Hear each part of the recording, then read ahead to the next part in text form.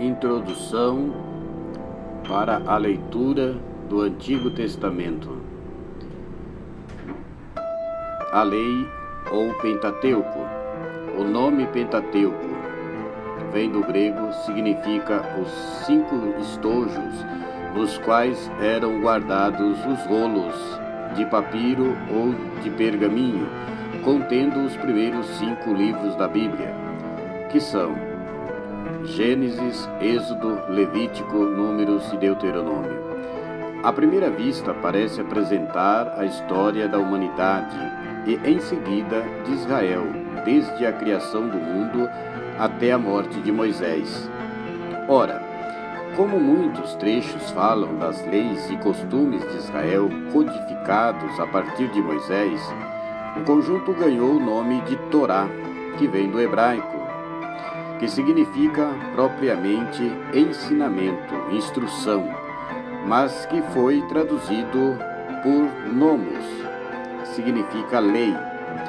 Quando os judeus de Alexandria, por volta de 200 a.C., traduziram as escrituras para o grego, o Pentateuco não é, pois, um código civil ou penal, nem uma cartilha da organização do povo, nem é um manual de história da humanidade e de Israel, mas a instrução da vontade de Deus a respeito do povo que ele elegeu, firmando aliança com ele. É fruto da aliança. Os israelitas históricos que emolduram as partes legislativas têm por finalidade descrever os momentos mais marcantes da eleição de Israel, que foi preparada nos antepassados do povo, os patriarcas, e na humanidade inteira, desde a criação do mundo. Essa história da salvação engloba diversos códigos de leis, apresentados como progressivamente entregues por Deus ao povo mediante Moisés.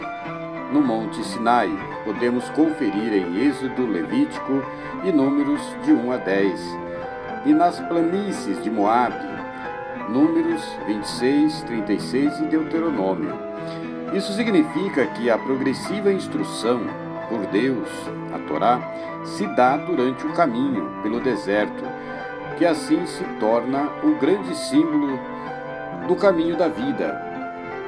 A Torá não é, portanto, um corpo sistemático de leis, mas uma grande instrução progressiva a serviço do caminho da vida.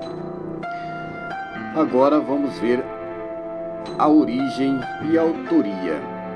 A tradição atribuiu a autoria do Pentateuco a Moisés, mas um exame aprofundado mostra que a obra recolhe tradições narrativas e legislativas que vão desde a época dos patriarcas, 1800 a 1500 a.C., até o tempo de Esdras, depois do exílio babilônico, quando o conjunto recebeu a redação final, 450 a.C.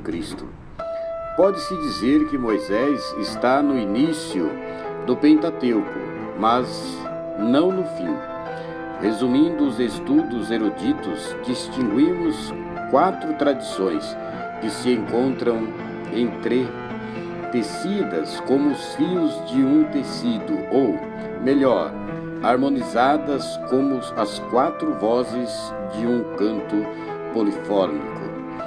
Os redatores finais da obra quiseram deixar ouvir todas as vozes da tradição religiosa e nacional de Israel, e é com este intuito que a lei foi lida na festa das tendas organizada por Esdras. Conferir Neemias 8, 9. Pode-se comparar o Pentateuco a um rio alimentado por 4 fontes principais. A primeira delas, a fonte javista, representando sobretudo o Reino do Sul, Judá. Conferir a instrução geral. É chamada assim porque usa o nome próprio de Deus, Javé, desde o início, bem antes da revelação do nome a Moisés em Êxodo 3. Fala das origens do mundo, da humanidade e de Israel, dos patriarcas, do êxodo do Egito, da perseguição, ou seja, da peregrinação pelo deserto, e termina com a morte de Moisés. Sua linguagem é concreta, imaginativa, e seu conceito de Deus, familiar e antropomórfico. Deus age como um ser humano, está próximo e convive com os filhos de Adão. Conferir Gênesis 2 e 3. A fonte número 2. A fonte eloísta representa o reino do norte, Israel, e é chamada assim por designar Deus pelo nome genérico de Elohim, reservando o nome Javé para depois da revelação de Moisés, que encontramos em Êxodo 3. Seu ensinamento abrange a história dos patriarcas, o êxodo do Egito, a peregrinação pelo deserto, a teofania do Sinai e termina com a morte de Moisés. Sua concepção de Deus é mais severa, de onde há necessidade de recorrer a intermediários na comunicação de Deus com o ser humano, anjos, sonhos, profetas. Parte 3, a fonte número 3, a terceira fonte, a fonte sacerdotal, representa os sacerdotes e levitas ligados, pelo menos a partir de certa data, ao Templo de Jerusalém. Caracteriza-se pelas genealogias, cronologia, números e a linhagem repetitiva. Sublinha claramente a transcendência e a soberania divina sobre a criação. Podemos conferir em Gênesis 1. Embora esteja presente em todo o Pentateuco, esta fonte identifica-se, sobretudo, com o livro do Levítico. A fonte quarta. A fonte quarta é a fonte deuteronomista. Representa a tradição profética da qual surgiram os movimentos de reforma religiosa em Israel e Judá, por ocasião da reforma do rei Josias, no ano 620 a.C., surgiu o primeiro esboço do Deuteronômio. Conferir Deuteronômio 12, 26.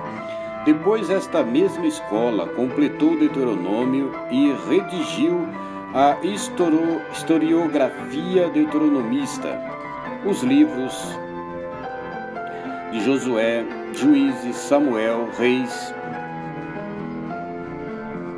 No Pentateuco, sua presença restringe-se ao Deuteronômio. Seu estilo é retórico, caracterizando por fórmulas como ouve Israel, o Senhor teu Deus, a terra onde corre leite e mel, etc. Insiste na centralização do culto em Jerusalém, na eleição gratuita de Israel e no amor de Deus. Podemos esquematizar esse processo como segue o gráfico abaixo, nas formas provisórias dos livros. Vejamos o gráfico.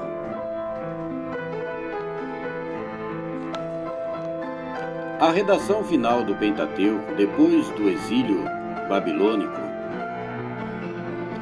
conservou o estilo, o espírito e a teologia das tradições que recolheu. Não eliminou as incongruências e guardou certas partes em suas versões. A promessa a Abraão.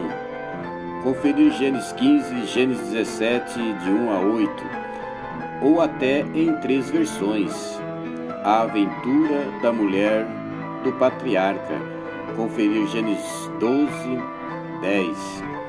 20, 20 de 1 a 18, 27 a 11.